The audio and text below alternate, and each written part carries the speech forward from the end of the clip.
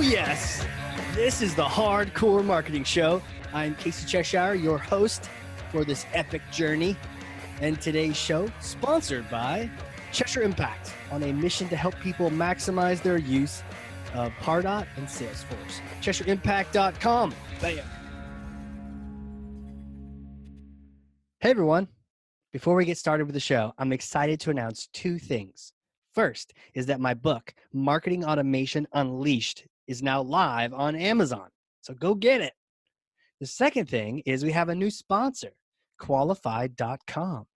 I'm going to tell you about them in the next couple seconds here, and also how you can get a free copy of my book thanks to them. So who are these people? Well, Qualified is the #1 live chat and chatbot platform for Salesforce and Pardot.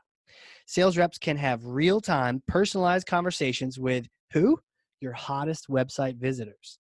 So I want you to know, I don't just partner with anyone. I genuinely love these guys. And the platform, we use it at my company. Our sales team loves it. We've closed a lot of deals based on it. Had a lot of great conversations with prospects too. So, a lot of marketing these days is what? Hurry up and wait, right? Fill out this form. And then if we pass you over to sales, maybe you'll swap 6 emails with them to find a good time to talk. But what if a prospect is doing research right now and they would chat now? Why not give them the opportunity? So the best part is your company actually decides what leads are worth a live chat. There's a lot of noise out there. You don't want to talk to everyone. So Qualified actually connects to Salesforce and Pardot, and it's able to pull in lead and contact information so you can specifically know if you're talking to a VIP, a VP, a decision maker. It's really kind of like magic. Now, if you don't know who someone is, well, what happens then, Casey? Well, that's when the bots come in handy. Chatbots can then ask questions to further qualify a lead. Find out if maybe this is someone you do want to talk to. And they can book meetings while your sales team is out. And they can wake up the next morning with a bunch of meetings on their calendar. Now, here's the promo. If you are a company that wants to give your sales team this ability, right, to be able to talk to decision makers right when they're on your website, do this. Go to qualified.com and start a chat, right? They use their own tool, of course. Start a chat. Tell them that Casey sent you. If you have Salesforce Pardot, when you schedule and then do a demo, they will send you a free copy of my book, Marketing Automation Unleashed. Not bad, right? Well, it's only while supplies last. So hop on this thing today. And that's it for sponsors. Let's get to the show. Okay. Yeah, it's on. It's live. It's recording. I'm excited to introduce the guest today.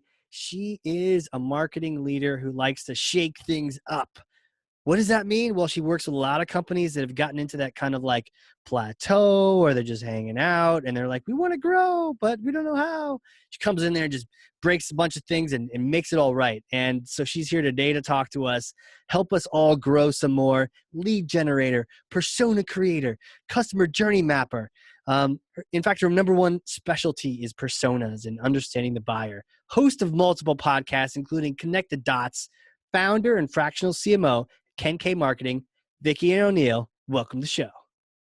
Thank you so much, Casey. I'm so happy to be here and to share this time with you and have this conversation. Yeah, I mean, there's so many things to talk about, and I know this is our marketing leadership series, and we're going to talk personas, talk marketing, talk perceptions, and aligning even to the different generations, which I know you're also an expert on. So I want to pass you this to start the show off. 1 second. It's kind of heavy. Okay. Here you go. You got it? Got it. Wow. Yeah, you're wielding that like crazy. That's Thor's hammer. So take that and smash for me some kind of marketing myth, bogus strategy, misconception. Set the record straight once and for all. There's so many. Which one do I crush first? I know. I'm going to crush the persona myth, or yes. I don't want to say disbelief, the myth that you don't need personas in your business. So you do need them. You do need them. And most people aren't thinking that. No, you may hear, it depends on who you're talking to, and it might depend on size of the company, but some people believe that they're just a bunch of bullcrap, and other people are like, oh my gosh, they're the best thing since sliced bread. What's your opinion? Like fresh, warm sliced bread? Is that what it is? Warm sliced bread. Yeah. There's, it just seems logical when you think about the fact that if you have your target audience identified, and you know Yeah. exactly who they are, what their triggers are, where they spend their time, what keeps them up at night, what problems they're having. When you can create a segment or like a bucket of your ideal customers, and you can say, okay, these are the people that I would love to have on board. My solution is perfect for this group of customers or this group of prospects. And you can send marketing messages and you can engage with them and you can connect with them and you can kind of help them go through that process of problem to solution. You're going to have a higher conversion rate. You're going to have a higher retention rate versus trying to market to the masses and say, okay, kind of like that spray and pray method, Oh, where yeah. you're hoping you're going to get a couple of them, but maybe you only get a one or two. So it just logically, it even makes more sense without having the data that proves that it is going to be more profitable.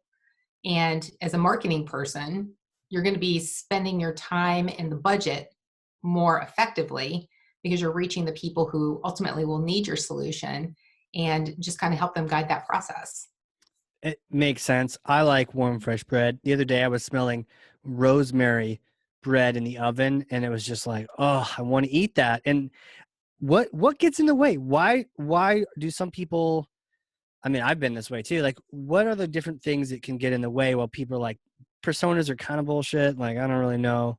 Like, Mhm. how has that developed over time? Well, first, the rosemary bread, you're now Yes. making me very hungry. Yes. Yes. That's, The hey, welcome to the podcast. yeah, It's a the cooking one show. that makes you hungry. Yeah.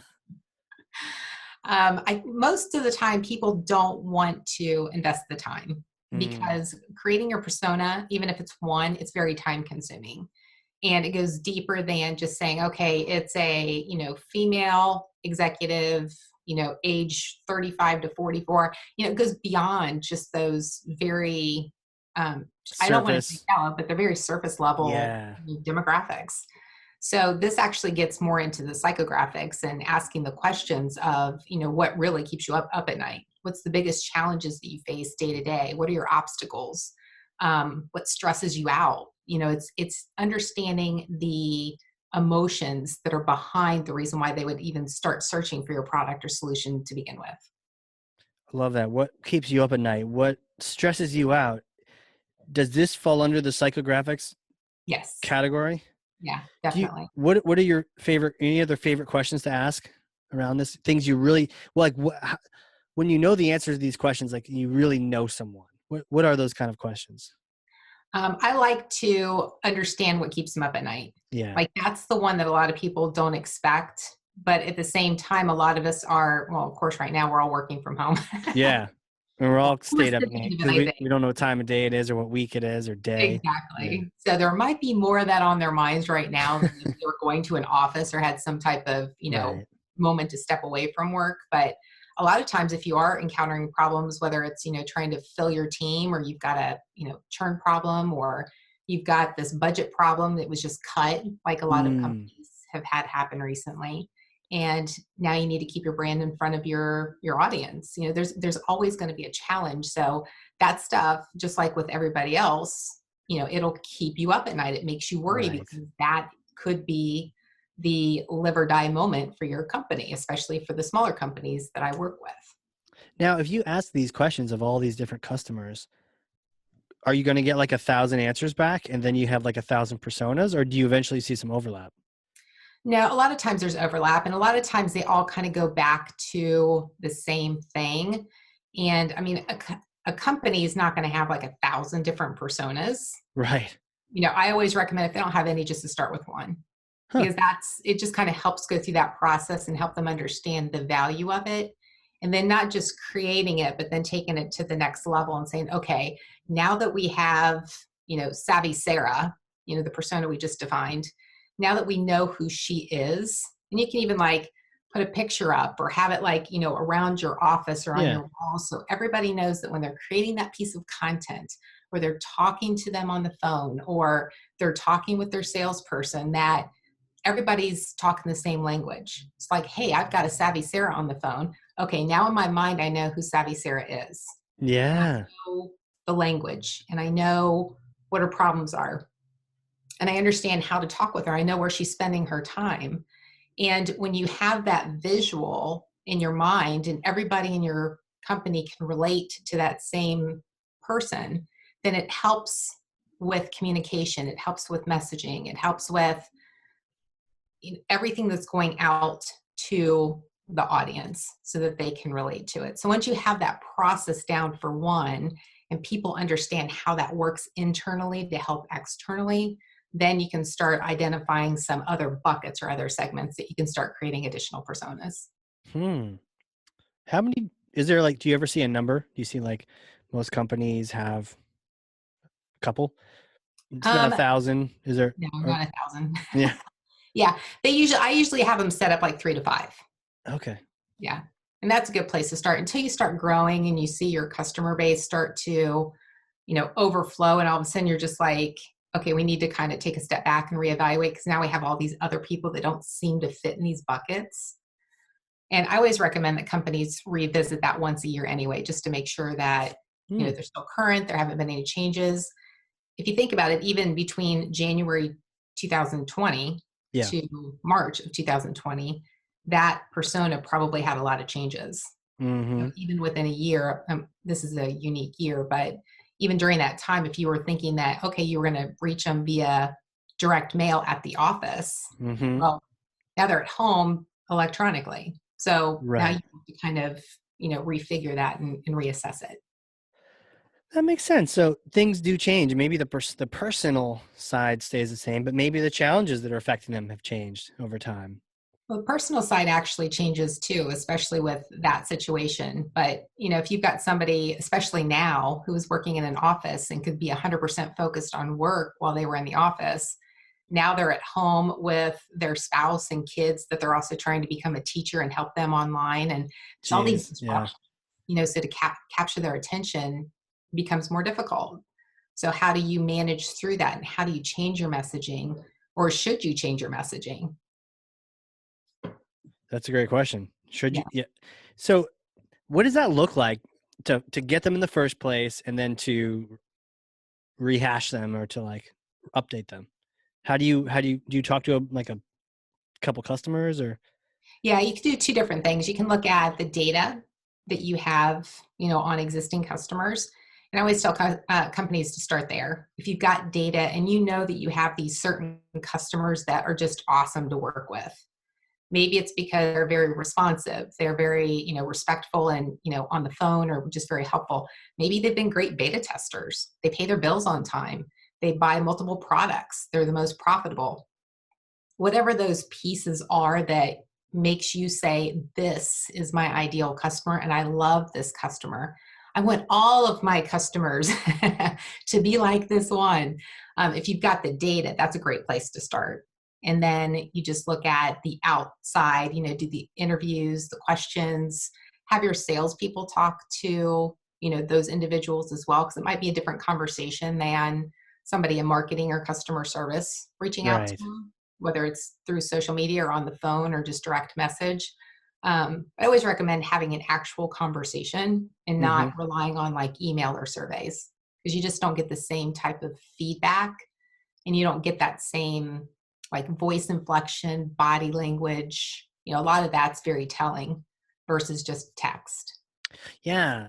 The idea of just actually connecting with people. I think sometimes we hide from our customers or we don't want to talk to them, but Mhm. if we're really into what we're doing, we're trying to actually help these people. So it'd be nice to know who are the people that we're really trying to affect and help here, especially if you're in marketing and you're not doing the selling and you're not doing the doing whatever service or product it is. It'd be nice to know who you're helping.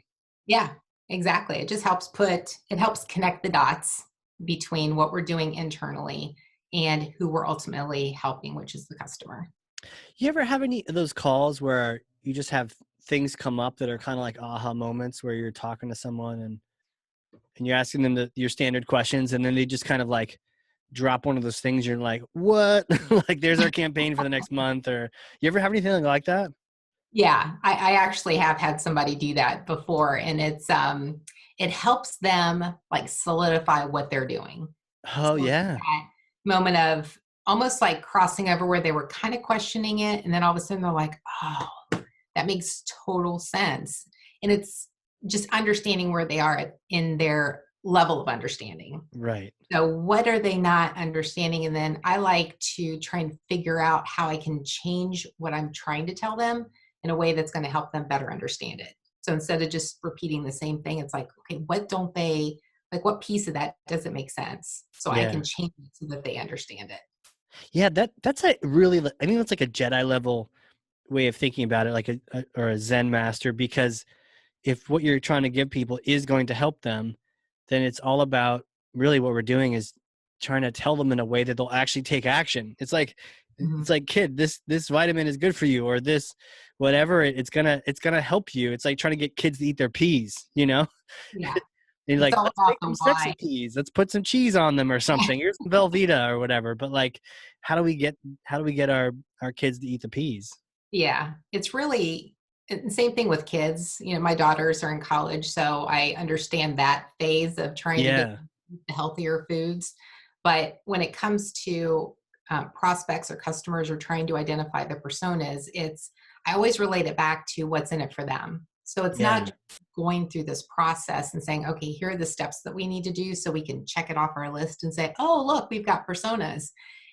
We're doing this so that this budget, which a lot of times is limited, that you can use more effectively and wherever you're spending your money.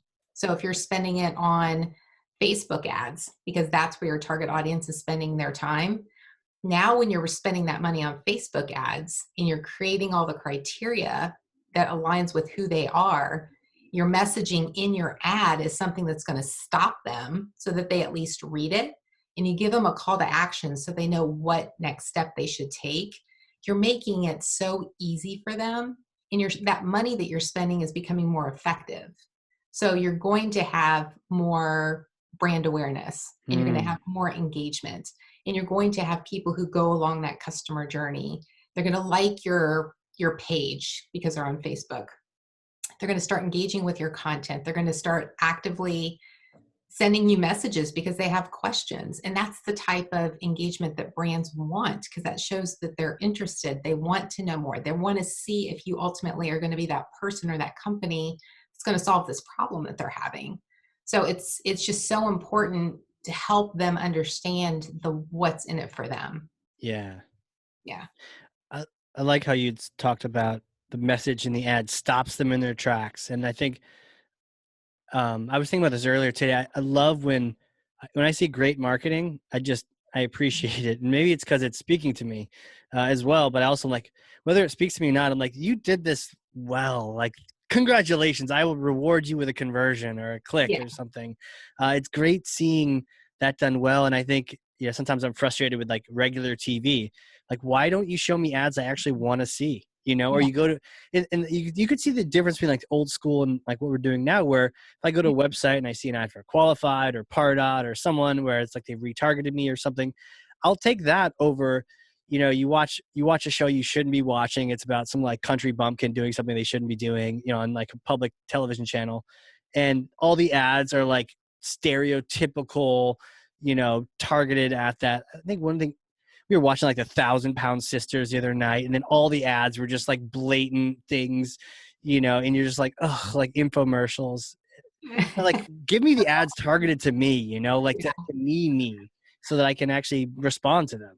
Yeah, exactly. And that's what I like about online. Your activity actually determines the ads that you see, even if, I do a Google search and then when I get in Facebook, now all of a sudden I see a Facebook ad that's Yeah. related to something I just searched. I'm like, brilliant. Whoever came up Right. with that idea, brilliant. And for a while, Facebook didn't have me figured out. So I wasn't, and I realized I hadn't like liked enough things, and so they were just showing me stupid stuff like the general broadcasted ad across the whole network kind of thing. So Mhm. I went out and started liking things. I'm like liking mountain climbing pages. I'm liking REI and like Yeah. mountain hardware and all these different companies. Like, please, Facebook, start showing me something that at least I can go, ooh, maybe I want to buy that, Yeah. And Exactly. eventually it caught up, and so they started showing me stuff where I was like tempted. But I will say Instagram for sure has my number figured out. I had to like hop off there the other day because I bought like two things in a row. Though I did find out one of those things was a scam. So I don't know Instagram. There's a lot of that going on these days. But at least they have that sort of thing figured out where they're like, oh, Casey, you're going to buy this thing, aren't you? I'm like, yeah, you got me. You got me. I can't help it. Here's my credit card. Take my money. Right? Totally. But what's going on there when that's happening? I mean, have people done their persona work? Is that what's at Casey? And we're getting stopped in our tracks? I mean, you said this earlier, like the message stops us in our tracks. We like pay attention to it. Yeah. I mean, chances are they've either done the persona work or they know what type of customer that they want to buy that particular product. Yeah. Because retargeting becomes more about the surface level data and not so much the emotional or the psychographic level. That's true.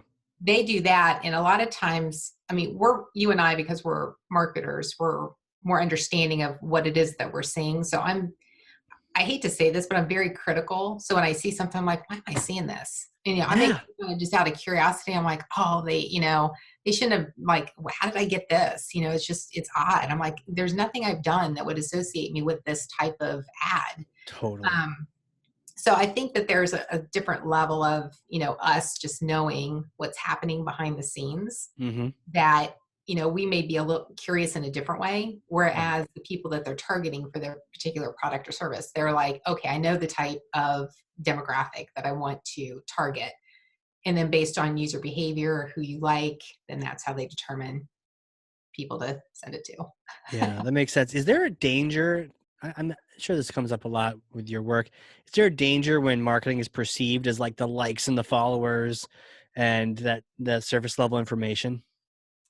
Yes, that is something that, and you may have seen it too. There's been over the probably last 6 to 12 months, a lot of influencers or a lot of articles or people who are higher up in marketing, like a Mark Schaefer, who I have a lot of respect for. Why do I keep hearing about him? Mark. Yeah, he's written like 7 different books, and he's always been one of those marketing geniuses that's always like a step ahead of where everything else is. So his latest book. Do you think he's from the future? He's from the future. He is. His latest book is Marketing Rebellion. I read that last year, and it's all about the customer being the marketer. And that is definitely where things are going. So when you think of it from that perspective, and the fact that just because somebody likes my post on Instagram, it means nothing. I mean, I sit there on Instagram, I scroll, if I see something, I double tap, I scroll, I double tap. Even if you leave a comment, you're lucky if the person who posted it actually responds. They may like it, but chances are they're not going to respond to your comment. So I think that behavior changes from platform to platform. Instagram's just really bad about the likes and followers because people have created a game out of following you. I don't know if you experience that. Where they'll follow you, and if you don't follow them back, unfollow you, or if you do follow them, they'll still unfollow you. That is like a party foul right there. It's probably an app in anyways, right? Some app that's just like unfollow. Dirty tricks. Sure. I would think that there probably is, because I'm like, who has this kind of time? I know, right? Why would you want to spend it that way? It's just so you follow them, and then they'll unfollow you, and then they'll move on. Yeah, it was a little over a year ago. I was trying to build my audience on Instagram. Okay. That's when I was doing it because I liked Instagram, not because my target audience was there. But I was noticing that, and it was getting so frustrating because I was posting content, and it was valuable content. It wasn't just a bunch of crap. And then people were following me. I'm like, oh, cool, this is working. And I'm like, why is my number like staying the same? And I'm like, this is crazy. So I started paying attention to it, and that's what it was. There were people that were following me. And then if it was somebody I wanted to follow, I would, and then they'd unfollow me. And I'm like, okay, I'm done with this. Like, I don't have time for this game. I'm not here to play games. I'm here to help people. So if you don't want my help, then I don't need to be here. And then I switched to LinkedIn because that's where my target audience is spending most of their time anyway. And it's definitely more professional in my opinion. Yeah. Yeah. So no TikTok in your future then? I'm on there. I've done one video that's really dumb. It's with the cat outside, just because I was like, this is odd how you can create these videos. It's like not normal. So I wanted to try it just to try it. I'm on there, but I mostly get on there for laughs. There's totally. Videos. Yeah. Are you on there? Like a hashtag like TikTok regrets, like some professionals like us getting in there and being like, yeah, I'll pull off some TikTok, and it'd be like, no, this is not happening at all. Yeah. Are you on there? Just to have the laughs, like you're saying. Though I've been there's two that caught my eye. One was the stand-up challenge. I don't know if you've Mhm. seen this, where you've got like a guy laying on the ground, the girl's standing on his back.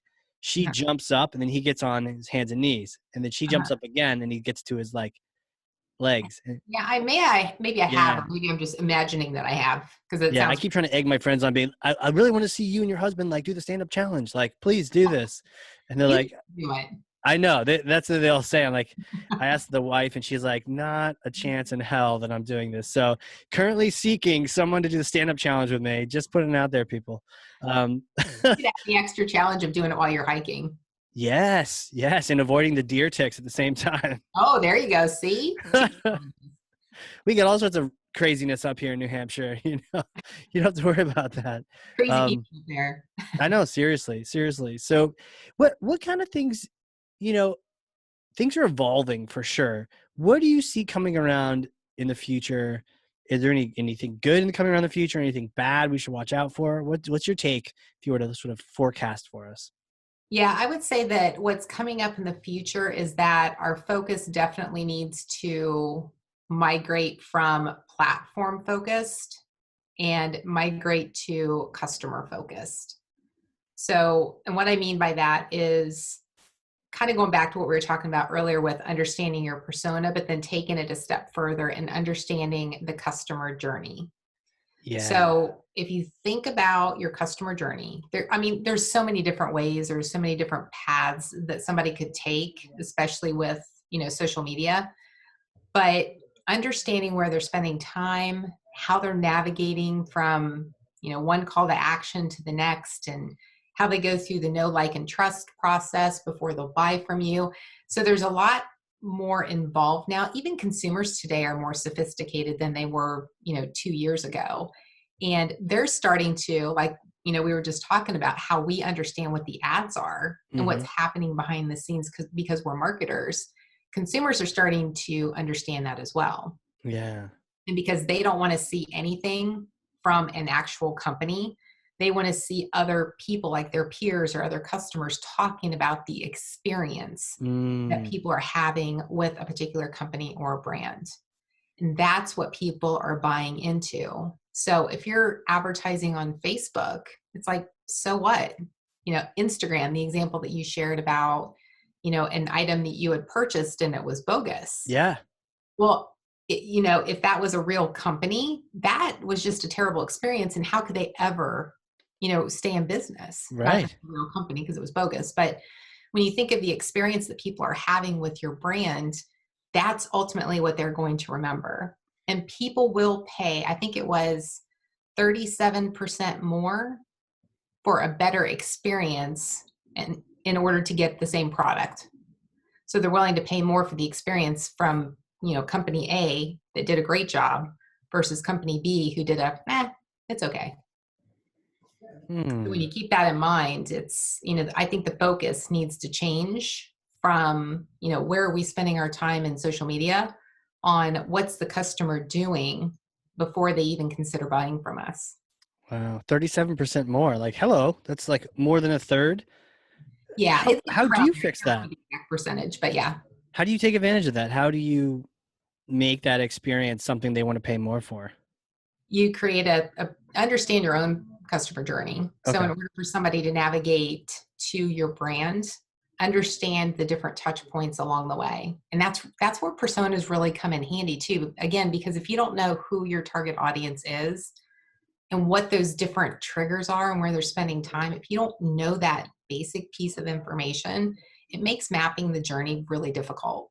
And it's kind of it can be a long process anyway, because not every person takes the same journey. But when you Right. understand that, then it makes everything that you're doing from a marketing perspective and a sales perspective, customer service perspective, everything easier. And if you can make it seamless and frictionless and just help them navigate those different points until the time that they buy from you, and then, obviously have a retention plan as well, then it just becomes better for you as a company Yeah. than if you're not doing anything to help that process. Have you ever been in any really bad experiences or any really good experiences that stood out for you as a I know consumer I have, or and I marketer? should have some of those top of mind. Oh yeah, no, I don't. I'm When just was the last time curious. I bought something? I don't even know when the I last time I bought something was. I do know I have a great experience when I take my car to go get it serviced, which is Interesting. unusual. Um, but it's a Lincoln, so it's a higher end brand too. Yeah. But I know other car dealers in the area that have, it's like a Ford and a Chevy dealership. Hmm. They have great experiences too, because I used to work with the dealers themselves. And I think that is really important, especially the perception that people have of car dealers, that if you can create Oh, a good totally. service experience, then, that's good too. Yeah, it's funny. I think a lot of times, and we take lessons from these too. The car dealership where you're like, never again. That was terrible. Then you look on one of those sites, you're like, everyone else thinks it's terrible too. What was I thinking? Like, why didn't I look at that first? Yeah. Everyone hated this place. It's almost like they're going for one sale. They're going to get the one sale, if anything, and then they understand you're going to move on.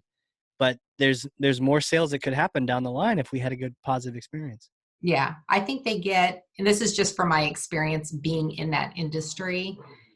And we've seen Carvana, we see that enterprise is Totally. starting to branch out and do different things for the consumer, not necessarily just car rental and enterprise perspective. I'm waiting for the day that Amazon offers this, but car dealers aren't thinking about how much their industry is going to be disrupted. And that's probably going to come Totally. in a shock. And I'm like, I've been talking about this for like 2 years. You guys need to do something different. But they get so caught up in their industry that they don't look outside to see what's happening in different Mhm. areas to actually change what's happening inside of it. So I think that actually is going to probably put a lot of dealerships out of business if they're not already, just because of the coronavirus. True. But I think the larger point even then there is just learning from other industries, you Yeah. know, And just that's where, because it's not your industry, yeah, who cares? Maybe you can learn from it. that's how a lot of people do learn. And they take stuff from, business models from other areas or other experiences, and they bring it into theirs and see how they can make it work. Yeah. Yeah. Yeah. I And that's totally one of get the that. things that I Totally get talk that about a sense. lot too, just because I have a varied background. Like, not all of my experience is in automotive, for example. It's in different industries. So to Got me, it. I think it's an advantage to be non-niche. I agree.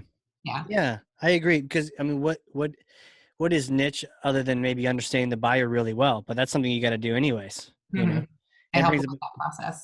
it Yeah. brings up a point I was having previously, the idea of B2C versus B2B, but really it's like that buyer. You got to get to know the buyer. Personas either way. You got to get to know who is going through that journey. To your Yeah. point, and make it a really good journey so that you can charge more and deliver a great experience. Yeah. I think it's just all about the experience, because the data is there to say that they will pay more for the experience. If you focus Yeah, on the experience, making it great and yeah, something to talk about, then you can charge more just because of it. totally, Yeah. totally. Well, crazy. Who are you? Can you take us back in time? Like, did you always know you're going to be this like queen of marketing and like helping industries and brands like weather the storm and all this? Take us back in time. Like little you. What was it like growing up as you? Little Vicki. Did she? What was she doing? Were you painting, drawing? What were you up to? Are you taking that do do do do? You taking that music, like going back in time? Yes, Jaggers back in time. Yes, Yeah. exactly.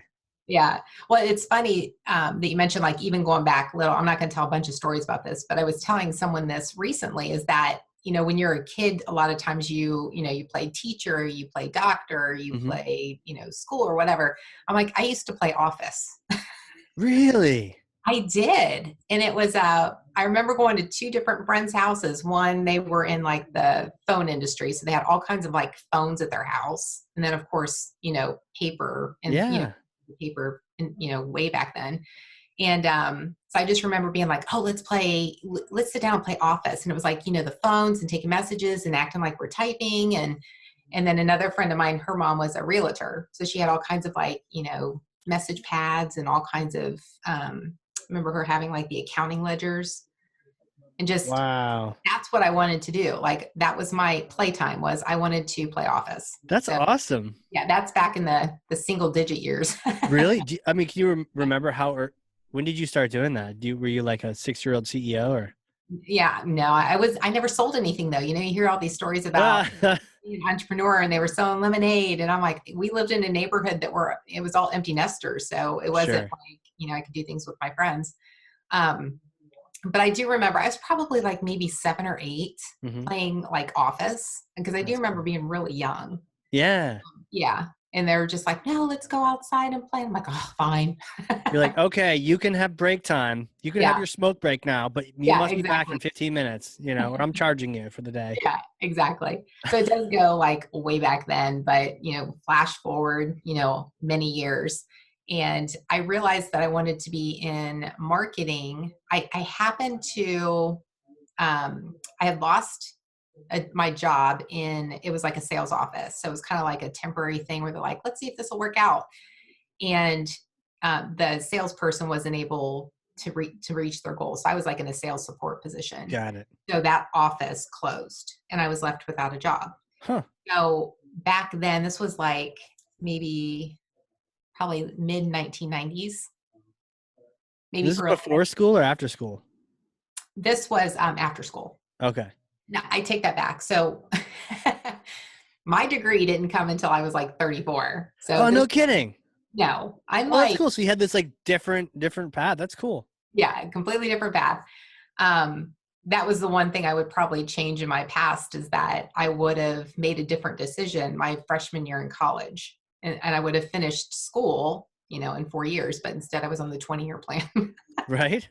Yeah, but hey, I finished, right?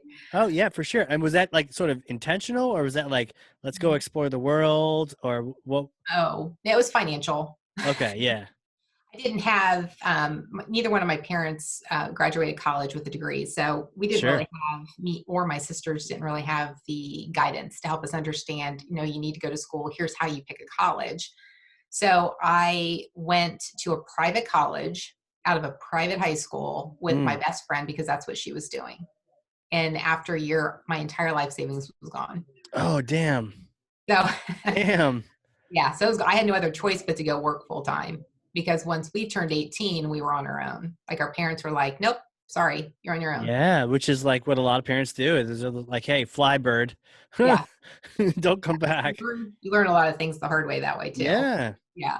So, so I ended up having to kind of reverse my plans, not necessarily get my degree at that point, but focus on working. Okay. And during that time, I kept working like 2 jobs, just anything to kind of make ends meet. And Right. then when through those jobs, I'd lost the one job as a sales support and then Yeah. got a temporary job at this big local company. It was a Huh. publishing company in the marketing department. The admin person in the marketing department was on maternity leave. And I'm like, okay, well, it's a job, Right. got my Totally. degree. So I wasn't qualified for some of these other jobs. And I was like, that's okay. It's temporary anyway. I can still look for other things. Well, I got in there and I'd never worked in a marketing environment before. Yeah. And I fell in love with it. Like I loved Really? people. I loved the processes. I loved how closely connected they were to sales. Right. The executive team was like always on the marketing floor, like, hey, how's it going? And they were like very engaging. And I'm like, Wow. oh my God, I love this company. I love what they do here. So that person ended up not coming back. I interviewed for the job, got it, Sick. stayed with them for like 12 years and worked my way up as far as I could go. In the process, they paid for my bachelor's degree. Hell yeah. That sounds like a great company. I mean, they're all on the marketing floor. Yeah. Wow. Yeah, Cool. it was an overall, I love that company and I gained so much experience. That's where I had sales training. I actually Hmm. got to apply my sales experience while I was there. Leadership training. I managed people. I was part of a like new revenue initiatives. They were branching out, starting new products. Wow. Product development. Like I had all kinds of, I loved that company. It was an absolutely wonderful experience. Oh, it sounds like it. Yeah. So at that point, that's when I branched out and went to a company and they needed a marketing person. Like they didn't have anybody that was dedicated to marketing. Okay. and they wanted to have like a full-time person. So they hired me, and that's when I fell in love with the fact that, oh my gosh, I can do this stuff like on my own. Like I love having this freedom to create Yeah. marketing strategies. And of course I had somebody guiding me and I had to get things approved at that time, but it was a blank slate. Like I Yeah. could create what I wanted to. And I'm like, ooh, yeah, I could see me doing this for the rest of my life. Totally. What a cool opportunity. Yeah. So that's where I learned that marketing was where I wanted to spend the majority of my time, but knew that there'd be a lot of value in having sales experience. Oh, yeah. So I went through different jobs and getting different sales experiences and just working with like mostly startup type companies. Like Hmm. they were established, but they were trying to expand their brand. So like Yeah. there was no presence in my territory. So it was a matter of going out, educating people on the process and, just working with the team. They didn't have marketing materials. So for Hmm. me, that was like, I love it was that whole thing of like just starting something from scratch and being part of building a team. Like that was exciting for me. Jeez.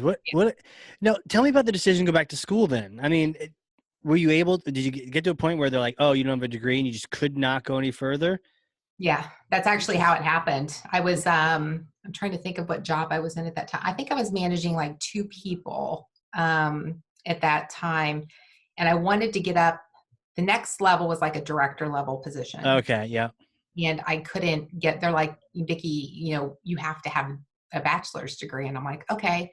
So that was, that was probably um, the proudest time of my life, but it was probably also the most difficult Mm. because I couldn't have picked a more difficult time to go back to school.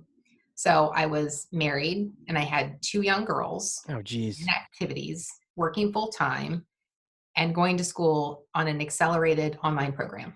Jeez. How, So how did you do that? Did you hire a robot to help you or? that was like when I was just like, oh my God, I've got to be extremely focused and I have to be very time conscious and project Yeah. management and everything became like I had to have a plan like all the time Right. and I had to stick to it. And it was hard because when you have two young kids, it's like you're kind of fluid, you kind of work with what you've got. Right. And my husband at the time, he was extremely helpful. Like he Mm. did a lot of stuff. He stepped up. He and I had had this conversation beforehand. Is it okay if I go back? Do you see the value in this? So he completely supported me and he stepped up and helped out tremendously. That's So he was awesome. part of actually that process and making that happen too. So I did. I got it after 18 months, and then there was no place for me to go in the company Oh, what? because the people that were at that level, they were like lifers, like they weren't going anywhere. So I was like, Got it. so I had to stay a year just because that was the tuition reimbursement program. So I Right. stayed for a year. I think I ended up staying like 16 or 18 months. And then I was Yeah. like, okay, I got to go. I need to do more things with my life. So I Man, hated they could leaving. have infused some energy into their structure by getting you in that next higher position. Do you, Yeah. by the way, that was pretty quick, 18 months. Do you, would you It say it was was like worth it? every 8 weeks I was doing like 2 or 3 classes and it was online. So that actually helped out a lot. Yeah.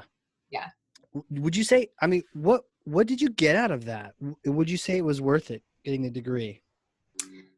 Yeah, I mean, it actually was worth it. What's interesting about that is that in school, I've never been an AB student. Like Hmm. I was always a BC student. And Okay. I'm the type of person that like I don't like history. That's hard for me to remember like all of that information because it's not interesting to me. Right. Put me in a math class or science class and I'll love it. But for me, it was, in school that's why I got B's and C's because it was I wasn't interested. And then when it came to taking tests, like I'm not a good test taker. Sure. So when I went to college and I was applying my experience to the textbook version of what you need to learn, I aced everything. Like Really? I graduated summa cum laude. No kidding. I was like, straight A's. I'm like, this isn't me. I'm not an A student.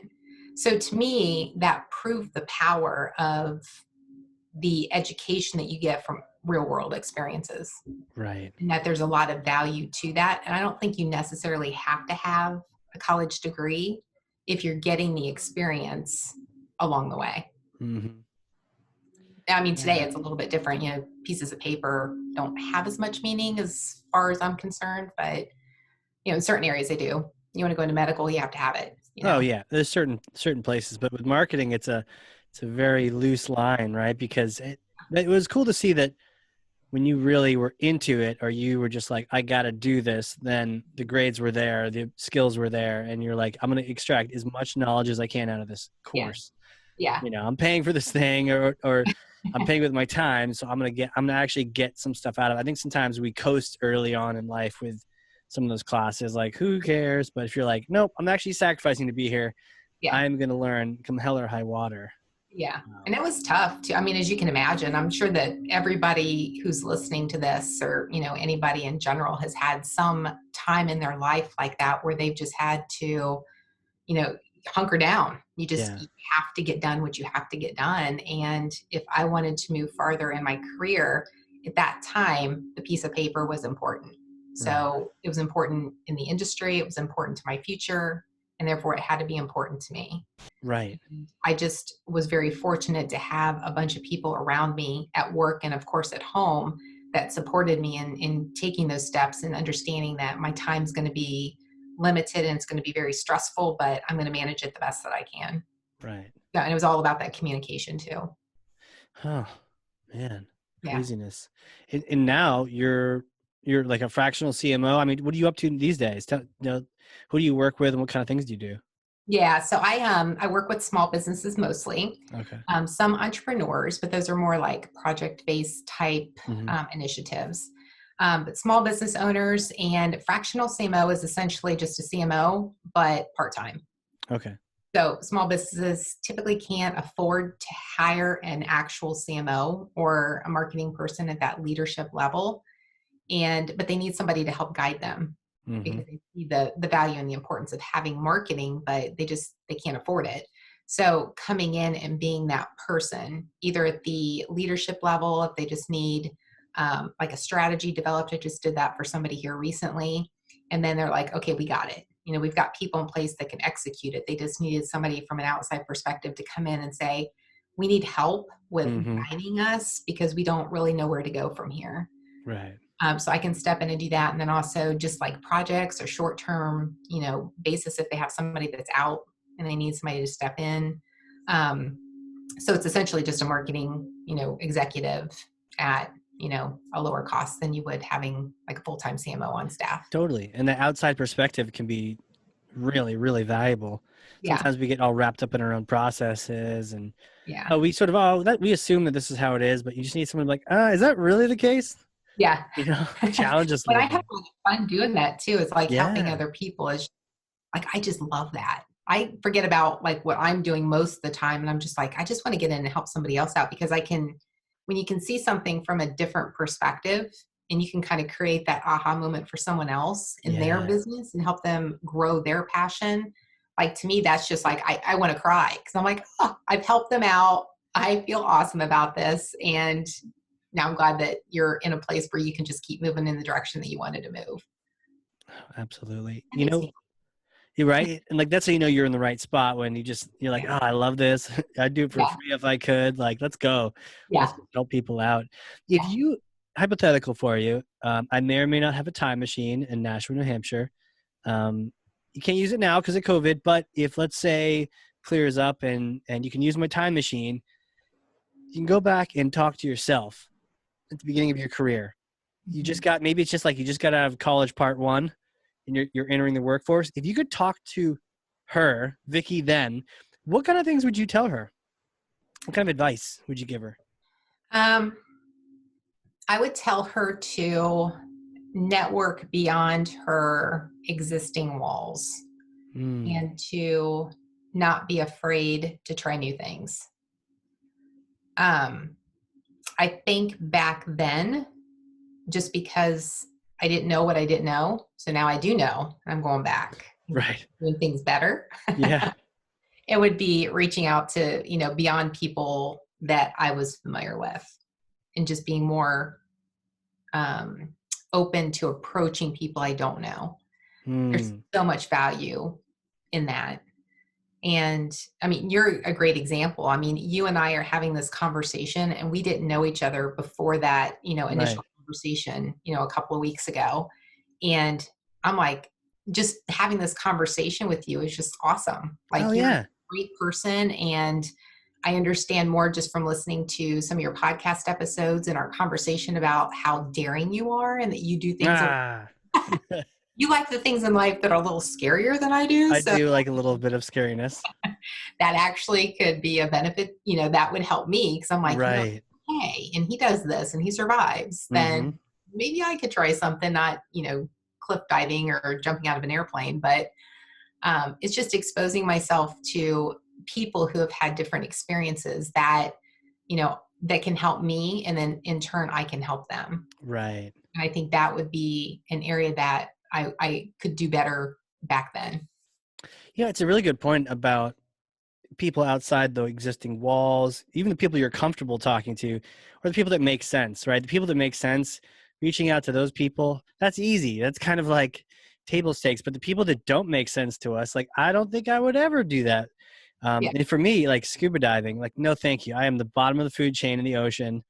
Like, I know all the things with sharp teeth. Like, I'm like a super wuss in the water, but like, put me in the sky. There's no pterodactyls that will come swooping out of the sky to eat me. So, Yeah. but you're right. Like exposing yourself to people, whether it's a physical thing or just the mental thing, working people with accounting backgrounds, like, and just kind of suspending judgment, being like, what can I learn from this person and how they approach the situation that Mhm. it's not normal for me, but maybe it is for them. And a little bit of me rubs off on them and a little bit of them on me. Yeah. It's a really good point. Yeah. I think then you're helping each other out, right? Yeah, totally. Yeah, and just seeing the reciprocal value of that. What Yeah. would you And do if you went back in a time machine? What would you do different? what would I do differently? Yeah, I'm curious. Huh. What's that? I'm curious. I don't think anyone's ever asked me that before. I'm Or asking now. maybe Ethan did. I don't even remember on my episode. Has anyone ever asked me that? I don't know. I had a lot of like resisting what I wanted to do. I had a lot of doing what other people wanted me to do, and I sort of just did that. And even when like universe and God were saying, maybe you should over here, I was like, no, resist. Do the normal path. Like, go to the Air Force Academy or go to this. And then I would get my wrist slapped and be like, nope, you really don't want to go. And you're going to fail calculus to prevent you from going. Right. And so it's like, I failed calculus multiple times but it was actually a good thing. It prevented me from, I would be a terrible pilot right now. It'd be like, well, we're supposed to go to New Jersey, but screw that. Let's go to Hawaii. Who's in? Like, no. Last time you fly that Delta flight, like Yeah, it's not going to happen. So there's crazy certain guy. times I was sort of resistant to that. And I probably just would have encouraged myself to, seek out the things that excite me, that I get passionate about, that I'd stay up late at night doing. The Mhm. things where checking email late at night about it was fun. And that eventually with my company Treasure Impact and things like that, and with marketing and automation, it didn't seem like I was working. And it's like, how could I find that faster? Or just be okay if you haven't found it yet, but go find it Yeah, because it's out there, and eventually you'll have fun doing things in podcasting too, right? yeah. Um, Believe it or not, I remember being in shy mode in Boston and not wanting to go to wanting to go to like a networking event, but being like, oh, I got to meet people now. And like, quick, Red Bull and vodka. I can meet people now. But eventually realizing, oh, actually, no, you really enjoy that. Actually, I really do enjoy that. And apparently I'm pretty good at it. And I had some personality tests that were like, you're really good at that. And I was like, oh, okay. I I guess didn't I'll give it a know. go. I had no Yeah. idea. Right. Right. So you're just Yeah. encouraging more of that, finding that where passion and purpose kind of collide together. Yeah, I love that. Yeah. Yeah, that's awesome. Sounds like you found that too. It sounds like the marketing thing was really where your collision happened. Yeah, it Pushed really you. was. Like I had Yeah. no idea. I think I mentioned earlier that nobody to kind of help guide us into college. Well, there wasn't really, even our school guidance counselors weren't helpful in understanding where our interests might be. I remember being young outside of playing office. I actually, it was just me and my sisters, and there were no sidewalks, there were no kids. And I would just get so bored. And I remember going out to our garage, and my dad had this, like, it wasn't a tool kit, but it had like all the screws and nails and washers. And they had all these like little drawers of things. And I was like, Wow. I'd love to like, I want to build something, you know, for me, that was like exciting. And I'm like, where's some wood? Like I wanted to do stuff like that. Yeah. Never anybody that was like, let me tap into that. Like, what is it that she's really passionate about so I can help guide her and understand like where her career needs to head. Like we didn't have that. So I don't know if that's expecting too much. Like my daughters didn't have it in high school either. So maybe it's just asking for too much. Right. I think I've heard this particular thing on some previous advice, but the idea of like they're going to be naysayers and they're going to be people encouraging you, but like figure out the difference between the two and don't listen to the first one. Yeah. Because I think my guidance counselors were terrible at school, Yeah. and they thought I was an idiot, and I probably acted like one too. But they were. I mean, inside everyone is that like future awesome self. So there's just because I look like an idiot in high school. We all looked like idiots in high school. We all did. So like high schoolers. you don't not, and like I had an English teacher that like I wanted to do AP English and just, I really like writing and words and eventually marketing, right? And books and reading and like, nope, denied. You're not really capable of that. And I really kind of want to send her a copy of my book at some point and be like, hey, but I won't. I'll just put it. Thanks for the help. Yeah. Here's where I went, in my career. Thanks. Yeah. Yeah. It's just, but those are people everyone has them who says, nope, you suck. And you just gotta ignore those people. And the people that are encouraging you, got to pay more attention than those people, Yeah. I think it's important to have people like that though, too, in your life so that you at least can see that there's a balance and that every person. True. I taught my girls this too in high school because they would always, like we all do, have teachers that they didn't like. And they're just like, I just don't understand. Like, I can't learn from this person. And I'm like, okay, well, you're in that class and you have this teacher. And just like for the rest of your life, whether it's a boss or a coworker or, a professor in college, you're going to encounter people that you don't like. That's a great point. Don't feel are helpful. But what you need to do is figure out how to navigate the situation now. Yeah. Figure out what you need to do outside of just this teacher to classroom situation. Do you need to get a tutor? Do you need to have a conversation with them? Do you need to, send an email? Like, figure out an action plan so that this can be a win for you. Like, this is your time too. And I think that's important that we have people like that because, sometimes those people are the ones that encourage us. And I had somebody at the company I worked at where, I found out that marketing was my passion. And he was one of the doubters. He's like, and he was our director at the time. So he was like the highest level in the department. And he was just like, he's like, Vicki, you'll never go back and get your degree. And I'm like, are you talking to me? Seriously? I accept that as a challenge. Oh, same here. Yeah, I was like, whatever. I'm so getting that. So for him to say that to me, I was just like, where did that even come from? Weird. So for me, it was like a little bit of fuel to like get it, prove him wrong, move on, do bigger and better things, and make a great life. It's a good point. You do need those people for fuel, right? And but realizing that they're fuel, they're like not friendly. It's fuel. But it's funny you mentioned that because I had someone, I know I was entertaining the Marine. I wasn't even entertaining the Marine Corps, but they had a chat with me, and they're like, "We're not going to give you anything. We don't do that in our branch." All the other branches were like, "We'll give you $10,000 million in signing bonuses and stuff, and do whatever you want to do." And they're like, "Nope, none of that. Oh, and we don't want you." Right? And they were kind of right. I was definitely not in shape, but I was just like, something about them being like, we actually, everyone else is trying to get you. And they're like, nope, we don't want you. It's like, and then you're like, I want to be what I want to be. Damn you. Yeah.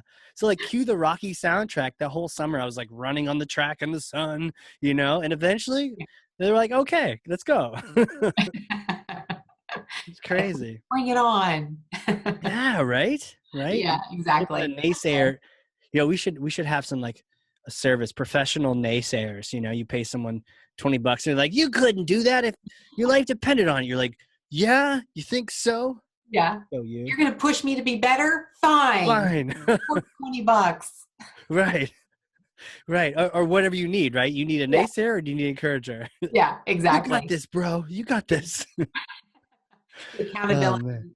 the accountability coach backwards. So we'd have to come up with a name for that. Accountability good, something else bad. Yeah, like unaccountable coach, or like Accountability coach. I don't remember what you talked about last week because I don't really care. I don't think you're gonna do it anyways. Well, our time's up here. Let me know Yeah. how you do next time, but I don't really care. Yeah, I don't care. Whatever. Man. So what are you able to do these days? I know we're all kind of quarantined still, and Yeah. but when you have some fun and some free time, and when you don't have to be cooped up, what kind of things do you do to stay fun and happy? Um, well, I mean, I exercise. So I go like in the mornings, I'll exercise, maybe run outside if it's warm enough. It hasn't been Nice. warm. My fiance and I will go out, we'll take walks like either mid-afternoon or like after work if it's warm enough. We have 3 cats. So we'll take them outside. That's always interesting to Are you a see. cat person or a dog person? I love animals. Okay, cool. Yeah, but it was I got a cat. It was a stray. Okay. Way back when I was just like at the time I'm like I don't want a cat because litter box. I mean I Right. have cats, but and I'm like no, there was something about him where I was just like he's my cat. Like I need to keep him.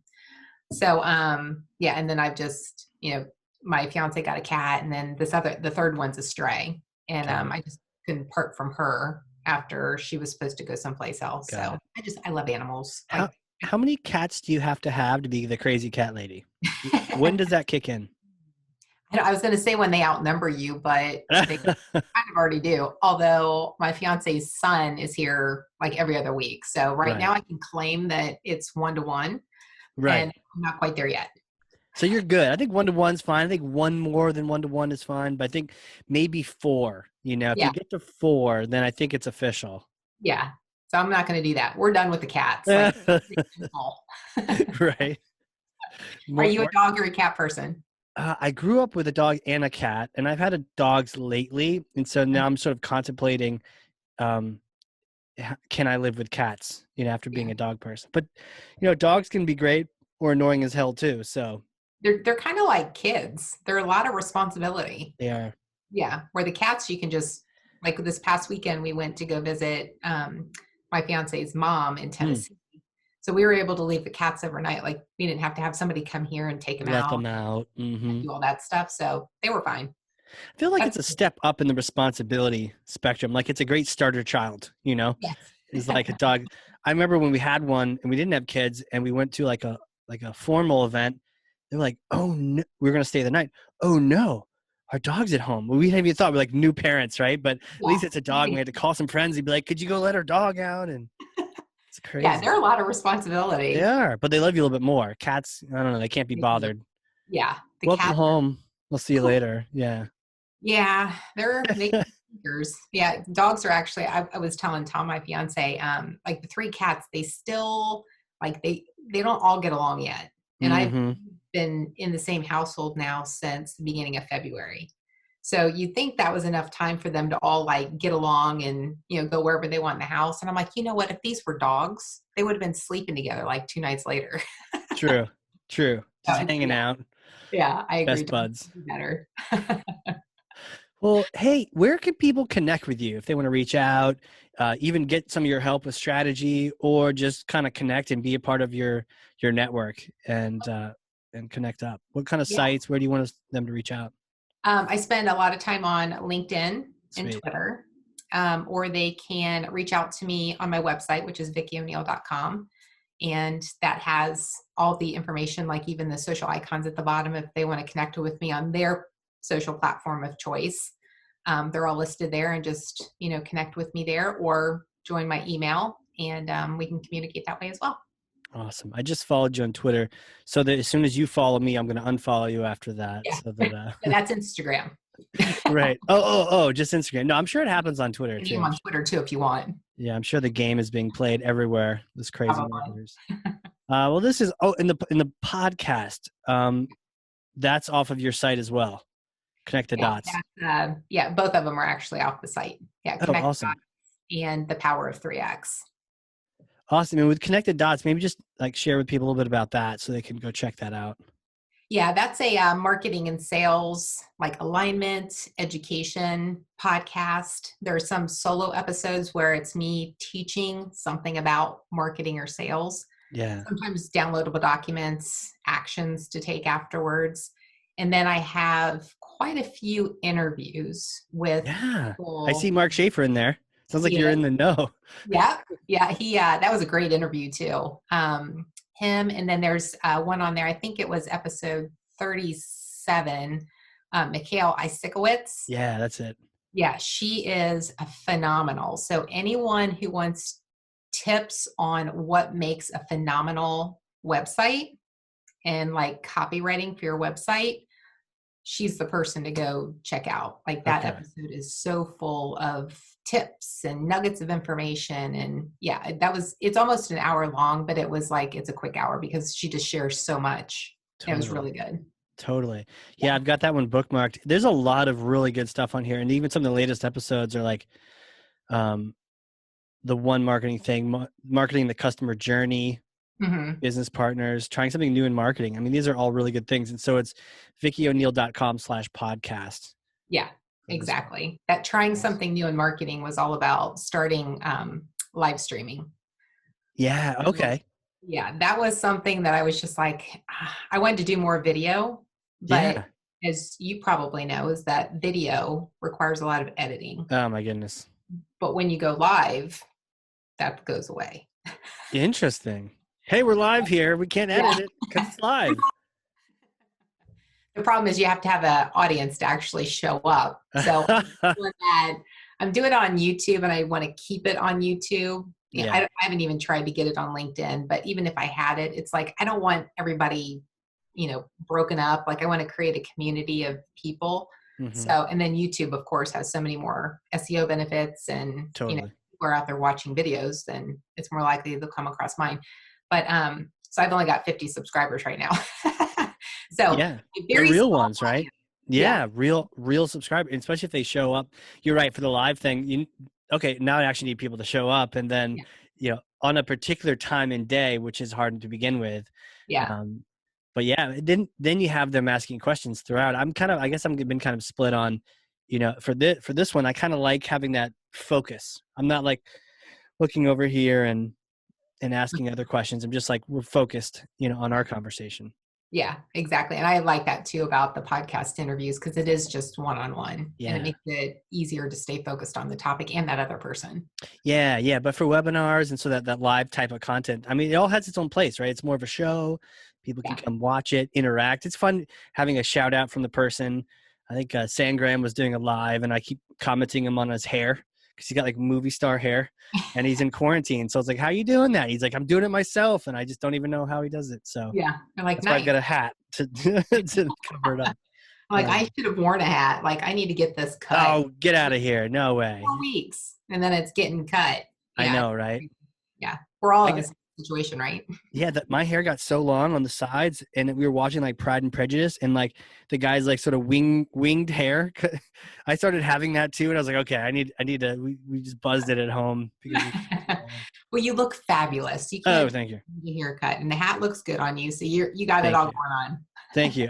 Yeah, that's it. And if anyone's listening and you're curious, check out YouTube and you can see us live.